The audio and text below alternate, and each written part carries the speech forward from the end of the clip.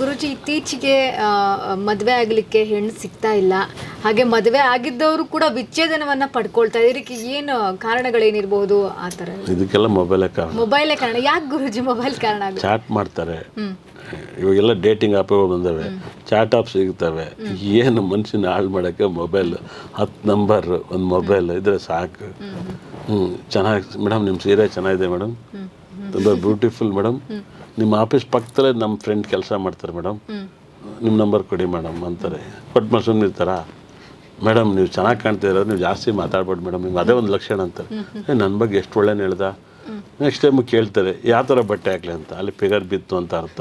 ಏನು ಹೇಳಿ, ಎಲ್ಲರೂ ಗಂಡಸರು ಏನು ಮಾಡ್ತಾರೆ ಗೊತ್ತಾ, ನನ್ನ ಹೆಂಡ್ತಿ ಸರಿಯಿಲ್ಲ, ನನ್ನ ಗಂಡ ಸರಿಯಿಲ್ಲ ಅಂತ ಹೇಳ್ತಾರೆ. ಯಾಕಂದರೆ ಎದುರುಗಡೆ ಬೀಳಲಿ ಅಂತವ ಅರ್ಥ ಮಾಡ್ಕೊಂಡ್ರೆ ಸಾಕು, ಎಲ್ಲ ಸರಿಯಾಗಿರ್ತಾರೆ 100%.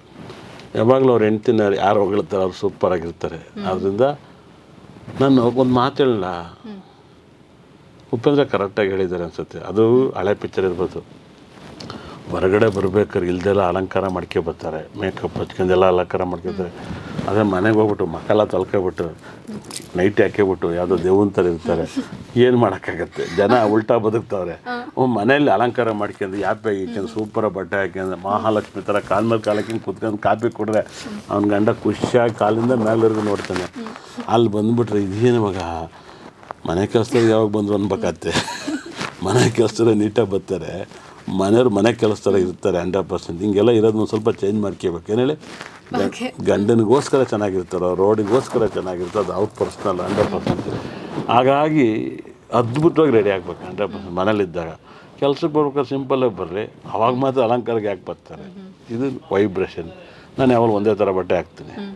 ನಾನು ಇವತ್ತು ಮೇಕಪ್ ಮಾಡಲ್ಲ, ರೇರು, ನಾನೇನು ಮಾಡಲ್ಲ. ನಾನು ಇವತ್ತು ತಲೆ ಬಾಚಿಲ್ಲ, ಅದು ಬಾಚಕ್ಕೂ ನಂಗೆ ಟೈಮ್ ಇರೋಕ್ಕಲ್ಲ ಅಂತ ಹಿಂಗೆ ಅನ್ಕೊಬಿಟ್ಟು ಹೋಗ್ತಾ ಇರ್ತೀನಿ. ನಾನು ಇವತ್ತು ತಲೆ ಬಾಚಿಲ್ಲ, ನಾನು ಎಷ್ಟೋ ನನ್ನ ಹಿಸ್ಟ್ರಿಲಿ ನನಗೆ ಬಾಚಣಿಗೆ ಇಲ್ಲ, ನನ್ನ ಜಾಗದಲ್ಲಿ ಎಲ್ಲೂ ಇಲ್ಲ. ನಾನು ಇವತ್ತಾದ್ರೂ ತಲೆ ಬಾಚಿಲ್ಲ. ಏನೇಳಿ ಡೈಲಿ ಸ್ನಾನ ಮಾಡ್ತೀನಿ, ಅಷ್ಟು ಮಾತ್ರ ಗೊತ್ತು. ಗುರುಜಿ, ಸಲ್ಮಾನ್ ಖಾನ್ ಅವರಿಗೆ ಈ ವರ್ಷ ಏನಾದರೂ ಮದುವೆ ಆಗುತ್ತಾ ಅಂತ? ಅಯ್ಯೋ, ಎಷ್ಟು ಮದುವೆ ಆಗಿದ್ದಾರೋ ಪರ್ಸ್ನಲ್ ನನಗೆ ಗೊತ್ತಿಲ್ಲ, ರಿಯಲ್ ಮದುವೆ ನಂಗೆ ಗೊತ್ತಿಲ್ಲ. ಅಂದರೆ ಉತ್ತಮ ಜೀವನ ನಡೆಸಲಿಕ್ಕೆ ಒಂದು ಸರಳ ಏನು ಬೇಕಾಗಿಲ್ಲ. ಅವ್ರಿಗೆ ಸಿನಿಮಾದಲ್ಲೇ ಮದುವೆ ಆಯ್ತಾರೆ, ಸಿನಿಮಾದಲ್ಲೇ ಸಂಬಂಧಗಳು ಸಿರೋಗುತ್ತೆ. ಅವರೆಲ್ಲ 3 ವರ್ಷದ ಪ್ಯಾಕೇಜಲ್ಲಿ ಸಿನಿಮಾ ಮಾಡ್ತಾರೆ, ಅದೆಲ್ಲ ಕರೆಕ್ಟಾಗಿರುತ್ತೆ.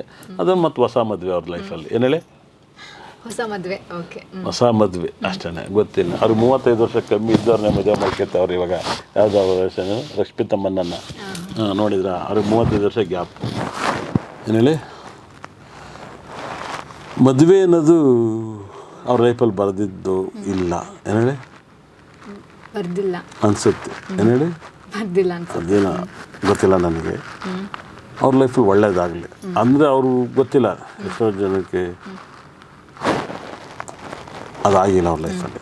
ಒಳ್ಳೆ ಹೀರೋ, ಒಳ್ಳೇದಾಗಲಿ ಅವ್ರಿಗೆ, ಚೆನ್ನಾಗಿರಲಿ. ನಾವು ಸಿನಿಮಾ ನೋಡ್ತೀವಿ ಅವ್ರದನ್ನು. ಮದುವೆ ಲೈಫಲ್ಲಿ ನಿಮ್ಮ ಫೇವ್ರೆಟ್ ಹೀರೋ ಯಾರು ಗುರುಜಿ? ನನ್ನ ಫೇವ್ರೇಟ್ ಹೀರೋನ ನಾನು ಇವಾಗ ಭಾಳ ಕಮ್ಮಿ ಆಗಿದೆ. ನನ್ನ ಫೇವ್ರೇಟ್ ಹೀರೋ ವ್ಯಾಂಡಮ್. ವ್ಯಾಂಡಮ್. ಓಕೆ, ಯಾಕೆ ಇಷ್ಟ ಅವರು? ಅವ್ನು ಸಕ್ಕತ್ ಫೈಟರ್ಸ್. ನನಗೆ ಅವನು ಇಷ್ಟ. ಅವನಂಗೆ ನಾನು ಫೈಟ್ ಮಾಡೋ ಮುಂಚೆ ನಾನು ತುಂಬ ಜನಕ್ಕೆ ಗಲಾಟೆ ಫೈಟ್ ಮಾಡ್ತಿದ್ರಾ? ಯಾಕೆ, ಹಾಗಾಗಿ ನಂಗೆ ಗೊತ್ತು.